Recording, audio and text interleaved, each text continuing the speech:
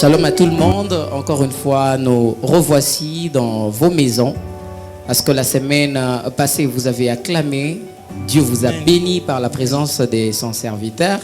Je le rappelle que le titre, c'est La femme de la nouvelle génération. Et l'émission, c'est de maman Monique. C'est-à-dire, c'est elle qui a la responsabilité, la vision d'amener le peuple de Dieu au Cana pour boire le lait et le miel. Alors, elle est encore là aujourd'hui. Bonjour, servante de Dieu. Bonjour, papa. En tout cas, la semaine passée, les gens ont acclamé, ils ont dit vraiment de choses. Ils sont très contents d'avoir à entendre de choses qui n'est ni montées dans le cœur de l'homme, ni personne ne l'a proclamé. D'où est-ce que vous tirez toutes ces profondeurs, maman? Déjà, premièrement, que toute la gloire revienne à Jésus-Christ. C'est simplement Jésus-Christ qui veut parler à travers moi. Donc, oui, c'est une inspiration, c'est des choses que, je pense que c'est Dieu qui veut, Jésus-Christ qui a compris que le temps est arrivé. Et la semaine passée, vous avez insisté sur la femme de valeur. Et aujourd'hui, vous insisterez sur quoi aujourd'hui? En fait, aujourd'hui, on va parler l'une des causes du mal-être de la femme.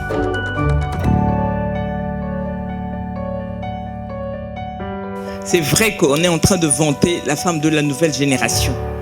Et comme j'ai dit que c'est une émission qui se veut unique, le but de cette émission, c'est de délivrer les clés. On ne vient pas simplement dénoncer, montrer les faits, mais le but de cette émission, c'est de montrer avec l'aide du Saint-Esprit comment est-ce qu'on va arriver à devenir cette femme de nouvelle génération. Cette femme épanouie, cette femme qui va être épanouie dans l'église et épanouie chez elle. Donc aujourd'hui, on va parler de l'une des causes qui fait que cette femme ne puisse pas en fait profiter ou que cette femme-là soit mal. Et l'une des causes, quand on regarde la femme dans l'église locale aujourd'hui, c'est en fait le mal-être de la femme est dû principalement, je veux dire, au mauvais choix que nous faisons. C'est-à-dire le choix du conjoint, oui. Je pense que ça peut être aussi un problématique. Bien sûr, ça peut être un problème, oui. Parce que comme on dit, pour l'homme, celui qui trouve l'homme trouve le bonheur. Et la femme aussi, c'est important de rencontrer son Adam. En fait, c'est ça. Donc, on se dit, quand on a fait un mauvais choix, la femme de nouvelle valeur, la femme de la nouvelle génération ne peut pas s'épanouir totalement. En fait, la cellule familiale, elle est très importante. Une femme qui est heureuse dans son foyer, comme je disais, c'est une femme qui, dans l'église locale aussi, va s'investir. Mais si tu es dans un foyer où il y a tout le temps des problèmes, tu ne t'entends pas, tu n'es pas heureuse, l'homme n'est pas là, il y a des incompréhensions. Quand tu sais que dans le couple, tu n'es pas à ta place, tu ne peux pas en fait t'épanouir. Tu ne peux pas utiliser les atouts que Dieu t'a donnés. Et même ta communion avec Dieu est bâclée. C'est pour ça qu'on voit en fait présentement dans les églises, il y a beaucoup de présence de femmes. Les femmes sont présentes physiquement, oui. Mais ont des idées ailleurs, en fait, c'est ça. Comment expliquez-vous être présent physiquement, mais les idées ailleurs, ça... Présente physiquement, oui, parce qu'on vient à l'église, le problème c'est qu'on a... ces femmes-là n'ont pas rencontré Jésus. Elles viennent à l'église, elles écoutent Jésus, elles sont là en fait en tant que spectatrices, au lieu d'être actrices dans l'église.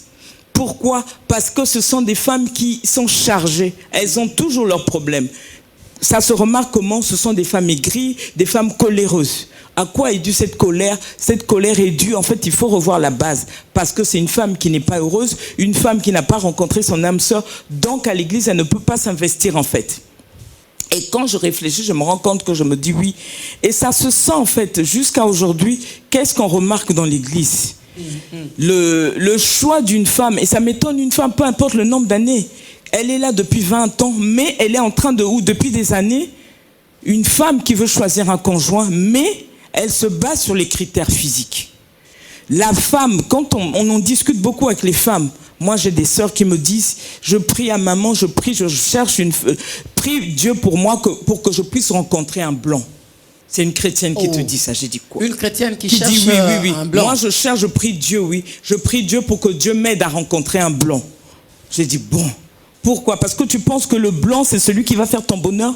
En fait, les gens, jusqu'à maintenant, il est temps, nous allons prier. En fait, Dieu doit changer les mentalités des gens. Satan a fait de telle sorte que Satan a une emprise sur les enfants Les enfants je veux parler de croyants parce qu'on devient chrétien quand on croit à Jésus que quand on rencontre Jésus. Les croyants dans l'église, en fait, Satan les a tellement captivés. Les a captivés, et qu'est-ce qui se passe en fait? Nos choix sont conditionnés par quoi?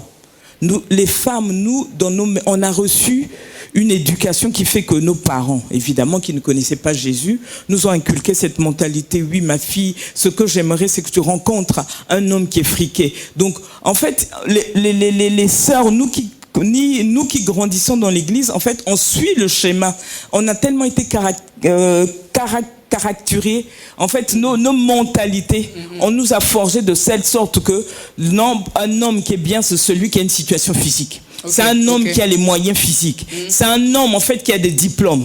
Alors qu'on oublie que ce n'est pas ce qui fait le bonheur. On oublie qu'avec Dieu, c'est cette grâce. Et ce qui arrive, c'est que c'est quoi? On retrouve beaucoup de femmes, en fait, qui sont là, qui attendent cet homme friqué.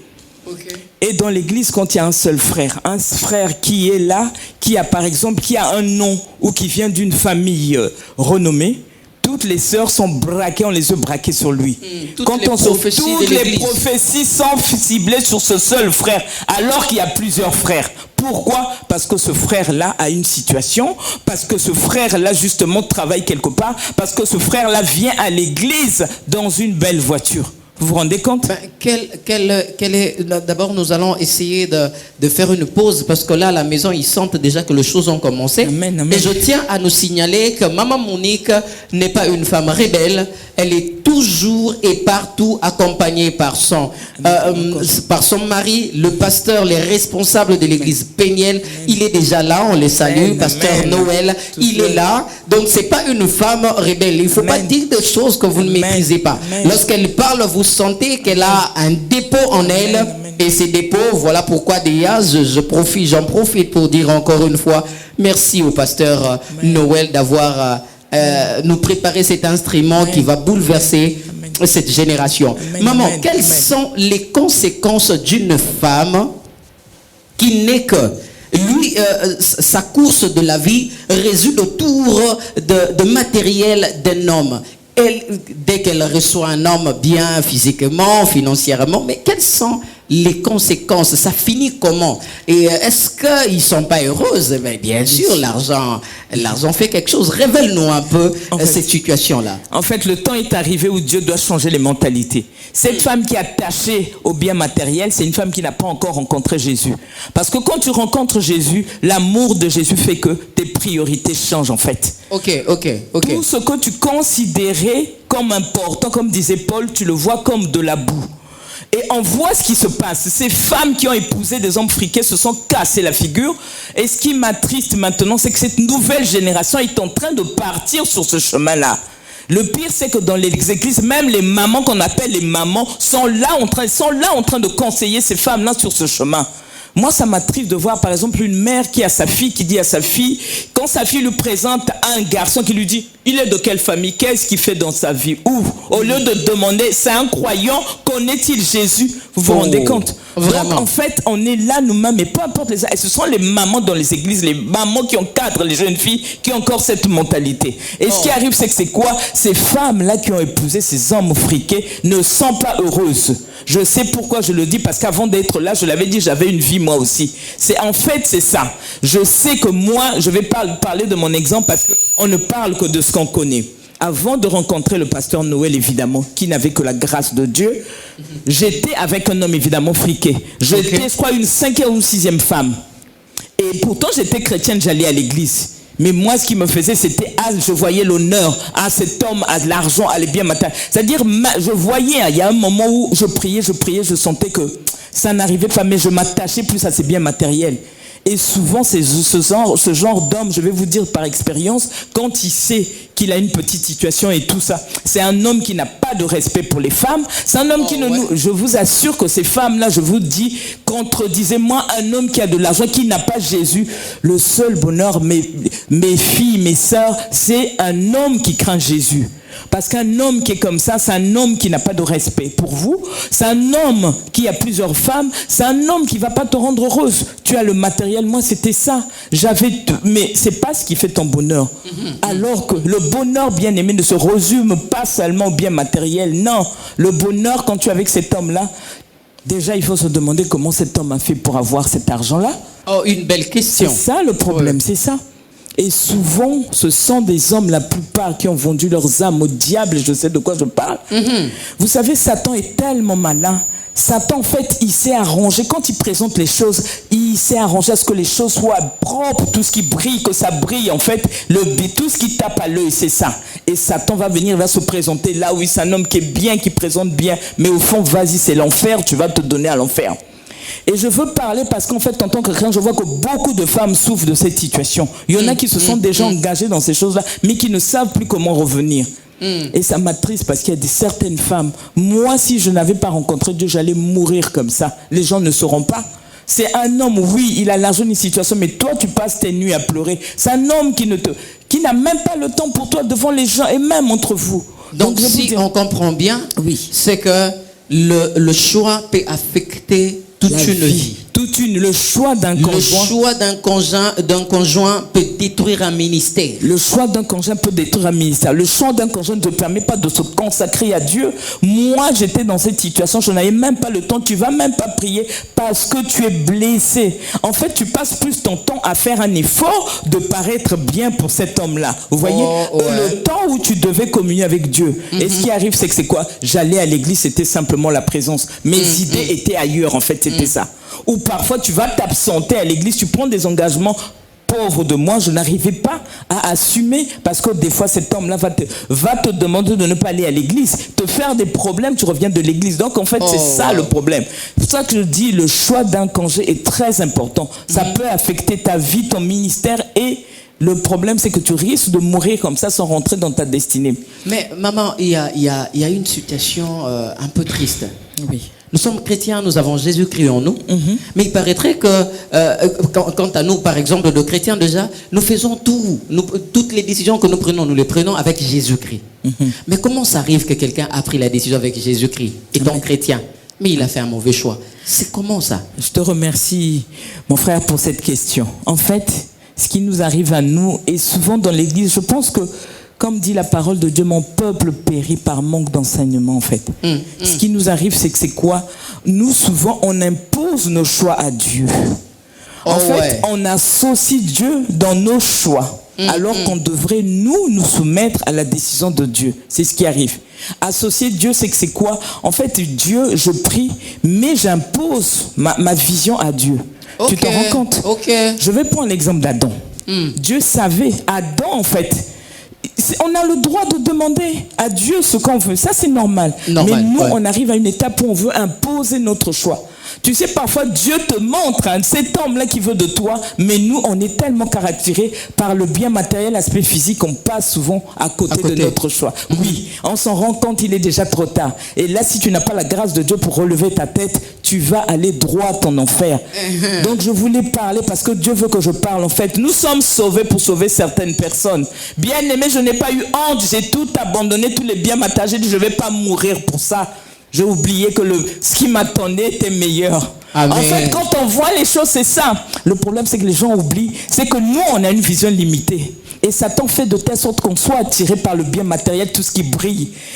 C'est-à-dire qu'il s'arrange. Et même le pire, ce qui arrive, c'est que c'est quoi? Quand tu rencontres même cet homme que Dieu t'a envoyé, et souvent tu es le seul. Et il va présenter, tu sais, non, Dieu est bon. Ils oublient que Dieu, en fait, Dieu voit ton futur. Pendant que je parle, je pense à qui? À Adam. Adam, Dieu avait compris que Adam avait besoin d'une âme sœur, puisque Adam voyait les animaux, mâles et femelles, être ensemble.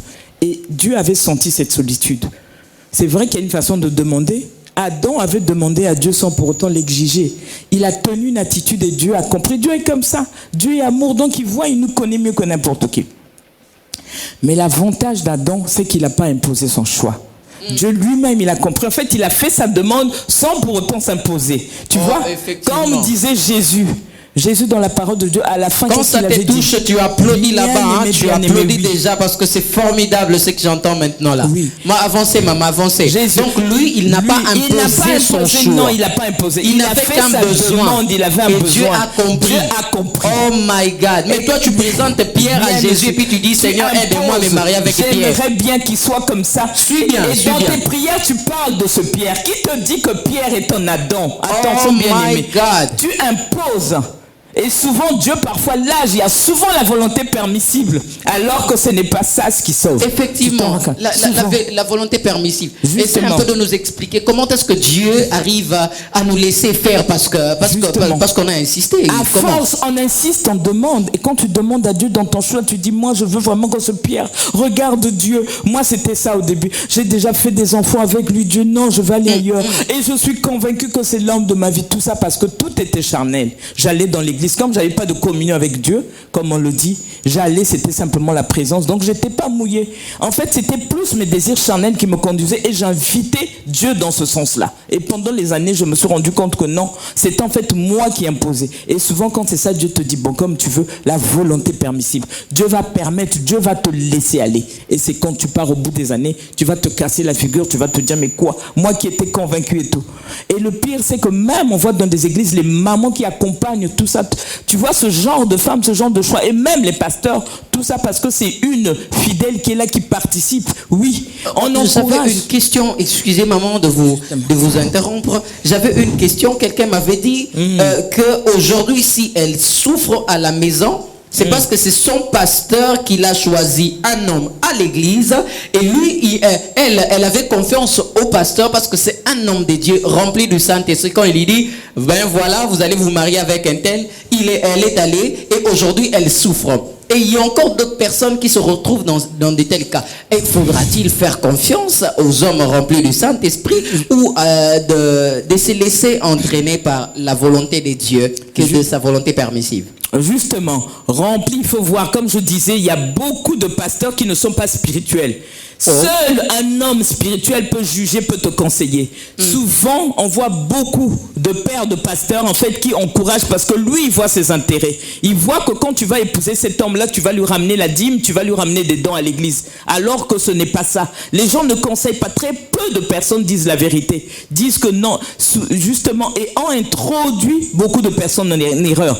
Le but de cette émission, c'est de Dieu veut que cette mentalité, cette situation change. Parce que Jésus-Christ voit la tristesse de ses enfants. Beaucoup de femmes viennent à l'église, font semblant, alors qu'au fond, tu n'es pas heureuse. Mais comment à l'église tu vas être à ta place? Tu ne peux pas. Tu ne vas pas. En fait, le problème, c'est qu'après, tu deviens une personne aigrie. On te dit un truc, c'est ça. Et ce sont ces sœurs-là qui sont des pierres d'échappement pour l'œuvre de Dieu. C'est ça, en fait. God. On a du mal à corriger ces personnes-là, tout ça, parce que non, tu as raté l'origine. C'est ça le problème. Tant que tu vis, tu n'es pas bien, tu n'as pas rencontré, tu n'es pas à ta place, justement. Et après, c'est à l'église. Et il y a des pasteurs, évidemment, qui sont là, qui ne voient que les biens matériels, justement. Ah, mais c'est elle qui paye la salle. C'est justement celle qui paye la salle. Et ce sont des pasteurs, en fait, charnels. Et beaucoup de femmes, justement, sont déçues comme ça, partent. Oui, le pasteur m'avait encouragé dans tout ça, mais vous oubliez. C'est pour ça qu'on dit, quand on va dans un lieu de culte, demande à Dieu de te montrer l'état d'âme d'un pasteur.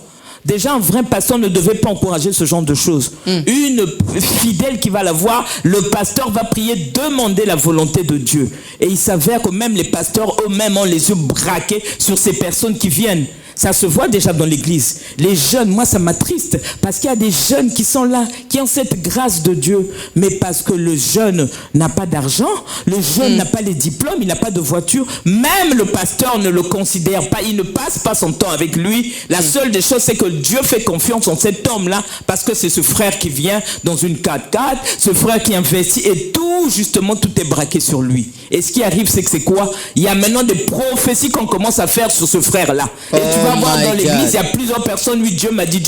Et Dieu, le pasteur aussi rentre dans ça. Parce que le but, c'est quoi? C'est que ce frère-là reste, justement. Et souvent, les pasteurs, on a beaucoup d'ouvriers du ventre en ce moment, c'est ça. Beaucoup d'ouvriers de ventre en tant que pasteur. Donc lui, il voit son intérêt. Il ne voit pas cette âme qui est perdue. C'est ça. Donc il faut vraiment, il est temps que cette mentalité-là change. Jésus n'est pas content. Dieu veut parler. Il veut que les choses changent. Parce que tant qu'il y aura ce bordel, ce désordre dans les églises, la femme n'ira pas loin. Justement, c'est ça. Vous accompagnez plutôt d'un homme spirituel, responsable, mais qui reste derrière deux fois, il vous laisse faire tout ça là. Et que pensez-vous de la place? C'est quoi la place de la femme? En fait, comme j'ai dit, la femme a sa place. C'est vrai que la femme, c'est une femme épanouie, une femme, elle a beaucoup de dons. La femme dans l'église peut avoir des dons de prophétie, il y a beaucoup. Dieu a mis quelque chose en elle. En fait, dans l'église, la femme est là pour soutenir, c'est vrai, l'œuvre de Dieu dans la prière d'abord. Le but, c'est qu'elle soit là et qu'elle s'épanouisse, qu'elle serve Dieu totalement, qu'elle se donne. Nous avons cette grâce. En fait, la grâce que la femme a, elle a cette patience. Donc, elle est là à l'église, elle vient. Quand elle est motivée, elle se donne totalement. Okay. Donc, elle est là pour soutenir l'œuvre de Dieu. Évidemment, elle aussi pour qu'elle s'épanouisse, qu'elle avance. Je sais que cette femme-là, quand elle avance, c'est pas le but de prendre la place de l'homme. Moi, je suis là, je travaille, je suis à ma place. Il y a le pasteur qui est là, qui fait son œuvre aussi. Mais le pasteur n'est pas là pour m'étouffer. Il me laisse. Il laisse dans ce que Dieu a mis en moi. Donc je suis là, j'encadre les mamans. Ce que Dieu a mis en moi, je suis là, j'avance avec ça. Je dois parler, Dieu a mis quelque chose en moi. Voyez ? Donc en fait, le problème, c'est que c'est quoi, comme on disait, quand on revient, en fait, nous, le problème, c'est qu'on associe Dieu, on ne laisse pas Dieu. En fait, on ne se soumet pas à la décision de Dieu. Et souvent, on fait beaucoup de choses. En fait, la femme est plus dans le m'as-tu vu. C'est ça, en fait. Le m'as-tu vu. My God. On veut être vu. On devait être où? On veut être vu nous-mêmes. Alors qu'il faut laisser Dieu t'élever. Dieu te mettre à la place où il a prévu qu'il te mette. Donc il est temps que l'on change un peu cette mentalité, qu'on ne soit plus dans le m'as-tu vu, qu'on le soit dans le as-tu vu Dieu, parce qu'on est là pour l'œuvre de Dieu. Il est temps que l'on voie un peu que demande Dieu. On n'a pas justement c'est ça. On est tellement ancré dans nos besoins. En fait, on est là d'abord pour nous servir, alors que Jésus-Christ était venu pour servir d'autres personnes. C'est ça en fait. Alors, quel est le message que vous avez, d'abord avant que vous lancez votre message direct aux sœurs qui sont déjà à la porte de faire le choix du conjoint, parce qu'on vient de nous révéler que c'est l'une des causes terribles qui peut tout gâcher. Alors, avant de donner le message, nous vous signalons déjà, nous vous rappelons que Maman Monique, c'est une servante de Dieu, une femme puissante d'un homme très puissant. Si tu veux le retrouver, c'est sur ce compte YouTube Église Péniel et sur Facebook c'est Évangélisation Péniel. Et puis ils sont sur l'église est située au 13 rue de Noyer 93 300, d'où vous verrez de vue comme ça physiquement les pasteurs Noël. Alors maman, quels sont les messages que vous avez déjà pour ceux qui veulent faire leur choix, ceux qui sont à la porte de prendre une dernière décision de leur vie, c'est-à-dire de choisir déjà leur conjoint? Quels sont les messages directs que vous avez? Ils sont là, ils vous suivent. Amen. Donc, merci pour cette question très importante. Pour faire le choix, en fait, selon le Saint-Esprit, et je me sers de mon expérience, des enseignements évidemment que j'ai eus, parce qu'étant une femme soumise, comme je l'ai dit, tout à l'heure tu me posais une question, maintenant je vais quand même compléter cette question. Je veux rappeler aux sœurs que moi, comme j'ai dit, je suis une femme, je reste à ma place, une femme qui, dans son rôle de femme, je suis malgré mes études et tout, je sais que devant l'homme, j'ai ma place. Et je dois laisser l'homme, en fait, prendre la première place. Et moi, je suis là, tout en sachant que je sers Dieu. Je suis dans l'église pour servir Dieu. Le conseil que je donne aux femmes qui veulent choisir un conjoint, la première des choses, c'est de chercher premièrement, comme on dit la parole de Dieu, de Matthieu 6, 33. Cherchez premièrement le royaume et la justice de Dieu, et tout le reste vous sera donné par-dessus tout. Cherchez Dieu. En fait, n'associez pas Dieu, n'imposez pas vos choix à Dieu. Faites votre demande, mais comme disait Jésus, mais que ta volonté soit faite. Ce qu'on oublie, c'est que vous savez, Adam a simplement fait sa demande. Et Dieu a vu en Adam, il a su que c'est Dieu en fait qui connaissait la côte qu'il a enlevée en Adam pour créer Ève. Vous vous rendez compte? Donc Dieu seul sait, comme on dit la parole de Dieu dans Genèse 2, à partir du verset 21, Dieu a endormi Adam et Dieu a soutiré cette côte d'Adam pour aller créer cette Ève. Oh yes. Donc Dieu savait quelle côte il avait soutiré en Adam pour aller trouver sa Ève. Donc on ne peut que faire confiance en Jésus-Christ. Dites-vous que c'est lui qui vous connaît mieux que n'importe qui. Vous savez, Dieu même dans la parole de Dieu, quand on lit cette parole, on se rend compte que quand Dieu a soutiré cette côte, Dieu a refermé la chair. Donc nous, quand on voit l'extérieur, mais tu ne sais pas quelle côte Dieu a enlevée. Est-ce que c'est la première, la deux, la troisième, la quatrième côte qu'il a enlevée? Oh my God, quelle révélation. Acclamez à la maison. Seul Dieu connaît cette côte qu'il a enlevée en Adam pour créer. Donc Adam avait compris, je ne peux que me soumettre à la volonté de mon Créateur, tout en sachant, et je me prépare quand je dis ça, bien-aimé, que la volonté de Dieu n'est pas toujours ma volonté. Je vous assure. Moi qui vous parle, c'était pareil. Dans ma tête, je ne me disais pas qu'un jour je pouvais rester avec un homme. Non, moi, un homme, déjà, si tu viens te présenter, caractère physique, il faut que tu sois grand, il faut que tu aies une 4x4 et tout. Vous vous rendez compte? Je vais demander, il vient de quelle famille, au bien-aimé? Mais avec cette mentalité étant chrétienne, je me suis cassé la figure, je m'étais fracassé, j'ai souffert. J'aime Jésus parce qu'il te laisse aller. J'étais tombé, j'ai pleuré jusqu'à mes larmes étaient finies. Et je le dis parce que c'était Dieu qui voyait. Jusqu'à ce que j'ai dit, papa, j'ai compris que je me suis trompé. C'est pas le nombre d'années bien-aimées, ne te trompe pas. C'est pas le nombre d'enfants. Si tu as fait un mauvais choix, repartons à Jésus. Moi, je l'ai fait. Prends ce courage-là. Mais avant de le faire, évidemment, il faut d'abord que tu rencontres Jésus. Je parle de la rencontre. Tu ne vas pas à l'église pour l'écouter, non. Si je parle de cette rencontre, la rencontre, il y a cette fusion des deux. Il est là, il y a donc Dieu te rencontre. C'est le change. Dieu te rencontre. Tu cherches à le servir. Pendant que je parle, je pense à Ruth. Ruth, en fait, avait compris une chose. Elle avait compris que Naomi, sa seule chose, elle avait compris qu'elle avait saisi la grâce qui était Naomi, cette grâce-là. Elle s'est dit, bon, je vais m'attacher à cette grâce-là. Et je pense qu'une femme qui est en quête d'un homme doit le faire aussi. Comprendre que j'ai Jésus-Christ, Jésus c'est ma grâce. Je vais totalement me donner à Jésus.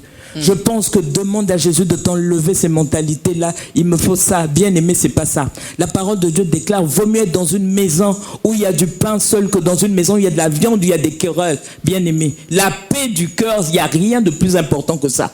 Et justement, si je me permets aujourd'hui de vous rencontrer, c'est parce que Dieu m'a enlevé cette caricature. Dieu m'a envoyé. Évidemment, j'ai accepté le choix de Dieu. Je vous dis, le choix de Dieu n'était pas du tout mon choix. Et souvent, quand le choix de Dieu arrive, je vais vous dire, j'avais tout le monde qui était contre moi. Vous vous rendez compte comment Dieu fait les choses? Les gens me sont dit, mais Monique, on ne te connaissait pas comme ça. Quel est cet homme? Mais bien aimé, si je n'étais pas ancré dans la parole, j'étais dans la prière et Dieu m'a convaincu que ce que je fais là, c'est ça. Vous vous rendez compte? Tout le monde, personne n'était de mon côté. Que ce soit les amis, les parents, même les enfants, ils disaient, mais maman, on ne t'a pas connu comme ça. C'est le vrai changement parce que j'avais compris, j'ai dit non. Si je ne me donne pas à Dieu, et c'est le conseil que je veux donner à mes frères et sœurs. Avant, en fait, j'ai associé Dieu, lui dire, bon, tu donnes un peu, comme on dit. Souvent, j'écoute même les messages, oui. Dieu, bon, donne ton avis, je vais écouter, mais ma décision, ma bien-aimée, vous n'allez pas aller loin. Les gens, en fait, survivent, mais il faut vivre. Et ce n'est qu'en rencontrant cet homme-là. En fait, Dieu, je n'ai pas vu. Quand tu rencontres Dieu, Dieu te remplit tellement d'amour. Je m'étais dit, comme avait dit Ruth, je veux suivre Jésus. Et c'est Dieu lui-même qui te connaît. Dieu a pu trouver, en fait, retrouver la côte à partir de laquelle il m'avait créé. Et quand Dieu te fait rencontrer cette côte-là, peu importe. Vous savez, quand Dieu t'emmène, parfois c'est une matière brute. Toi, Dieu, souvent tu l'attends là-bas, mais lui, il est ailleurs. Oh my God. Donc, bien aimé dans le Seigneur, fais confiance à Dieu. Déjà, quand tu rencontres ce Jésus, Jésus t'imprègne, son amour te remplit, si bien que tes priorités changent. Tout ce qui était important pour toi, tu le vois comme étant de la boue. En fait, Dieu n'est pas dans le superflu. Il voit, il passe à l'essentiel. Le choix de Dieu, il n'y a pas mieux que le choix de Dieu. C'est vrai que dans certains cas, c'est un choix qui te surprend. Mais fais confiance en ce Dieu, comme avait fait Adam. Il fait lui confiance, il sait ce qu'il fait.